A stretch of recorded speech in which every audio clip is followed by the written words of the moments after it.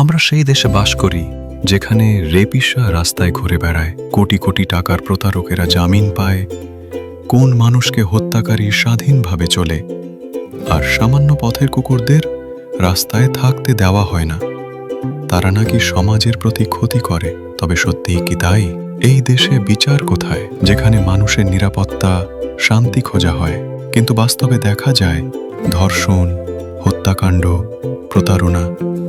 যেখানে আদৌ শাস্তি হয় কি না সন্দেহের ছায়া থেকে যায়, যেখানে বড় অপরাধীর পেছনে থাকে অর্থ, প্রভাব, রাজনৈতিক সাপোর্ট, আর সাধারণ মানুষ, গরিব মানুষ, পথচারী বিচারে জিজ্ঞাসিত হয়, ভয় পায়।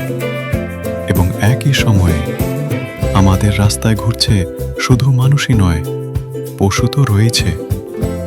সাম্প্রতিক রায়ে সুপ্রিম কোর্ট বলেছে, যেসব স্ট্রে কুকুর পথে ঘুরছে, শিক্ষা প্রতিষ্ঠানের মাঠে, হাসপাতালের গেটের বাইরে, রেল স্টেশনে, তাদের তৎক্ষণাৎ উদ্ধার করে নির্ধারিত আশ্রয়ে নিয়ে যেতে হবে।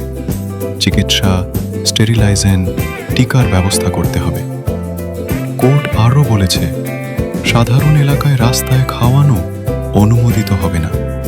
যেসব ব্যক্তি সেই নিয়ম ভঙ্গ করবেন তাদের বিরুদ্ধে ব্যবস্থা নেওয়া হবে।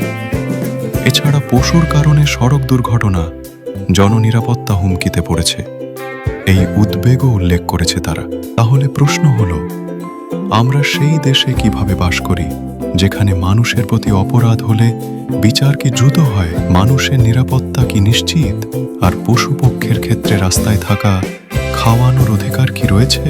সাধারণ মানুষ কি নিরাপদভাবে রাস্তায় চলাফেরা করতে পারে? বিচার ব্যবস্থা, প্রশাসন, আইন, এই সমস্তই যেন একদিক থেকে প্রশ্নবিদ্ধ, যেখানে বড় অপরাধের বিরুদ্ধে ব্যবস্থা নেওয়া যায় না, আর সামান্য একটি পথের কুকুর খাওয়ানোর বিষয়েও আইন প্রয়োগ তৎক্ষণাৎ হয়। আমরা কি সেই দেশে বাস করি যেখানে ক্ষমতা ও অর্থের কাছে বিচার বসে, যেখানে সাধারণ মানুষ, সহায়, হবিগ্রস্ত পথচারী নিরাপত্তার বাইরে? এটা শুধু পশু বা মানুষের বিষয় নয়, এটা আমাদের সামাজিক মূল্যবোধ, ন্যায় বিচার, সাম্যের প্রশ্ন। যদি আমরা আজও চুপ থাকি, তাহলে কাল আমাদের সন্তানরাও জানতে চাবে কোন দেশে আমরা বাস করি।